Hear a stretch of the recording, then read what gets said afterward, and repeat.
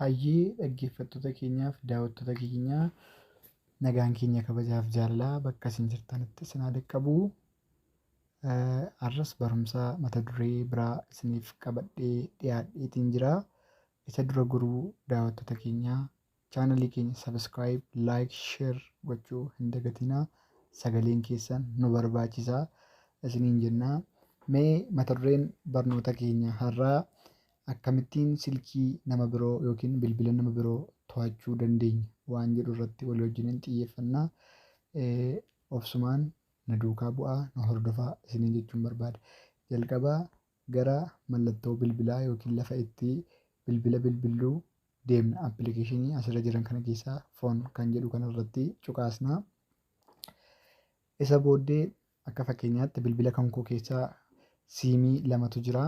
Siimii isa tokko irratti hidheen sagalee sun akka dhaggeeffatamu isin agarsiisa jechuudha. Kanaaf amma dhumaatti qophii keenya duukaa turaa isiniin jenna. Jalqaba irratti siimiin keenya kun hidhamee jira moo hidhamee hin jiru kan jedhu adda baafachuun dirqamadha. Isa adda baafachuudhaafis urjii riqicha 61 riqicha gooneetu dawwalla. Fakkeenyaaf siimii isa lammaffaa kana ilaalla.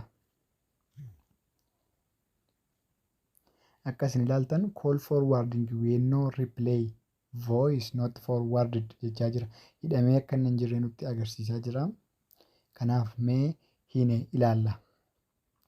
Isa hidhuudhaaf immoo urjii 61 urjii gootanitu lakkoofsa bilbilaa isa nama dhaggeeffachuu barbaaddan sanaa yookiin ofii akkamitti dhaggeeffachuuf jenna. Silkii isin amma irratti naqaa jirtan kan nama isa dhaggeeffattaniiti. Inni isin itti naqaa jirtan immoo kan keessan akka irratti dhaggeeffattaniif jechuudha. Fakkeenyaaf lakkoofsa bilbilaa kan koon itti gashaanii duwwaa 9 61 82 45 27 ergi jettanii booddee riqichatti buutu. Kanaan siimii lammaffaa irratti dawwaltu. Ergi dawwaltanii booddee call forwarding when no replay registration was successful jedha. Isiniif mirkanaa'eeraa jedha. Fakkeenyaaf egaa siimiin lammaffaa kun siimii isa lammaffaa kanaan yoon waan barbaade haasa'e abbaan siimii 61 amma inni itti naqee wantan haasa'u kana dhaggeeffataa jechuudha. Yookaan nama biraa ta'ee kan nama biraa dhaggeeffachuudhaaf bilbila nama sanaa harkaa fuutanii itti naquutu dirqama jechuudha.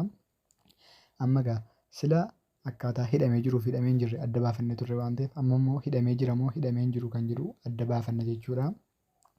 Innis riqicha urjii 61 riqicha kan jedhu irratti cuqaasnee siimii isa lammaffaa kanarratti bilbilla jechuudha.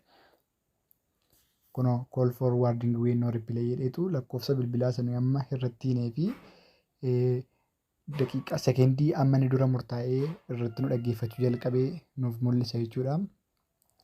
Akkamitti immoo irraa kaasna? Akkamitti immoo ofirraa cufna? Yoo wanti akkasii nu qunnamee jiraate kan jedhu immoo walii wajjin ilaallaa daawwattoota keenya. Innis mallisaa kunootti. Riqicha 61 riqicha gootanii siimii matuu kanarratti deebistanii bilbiltuu.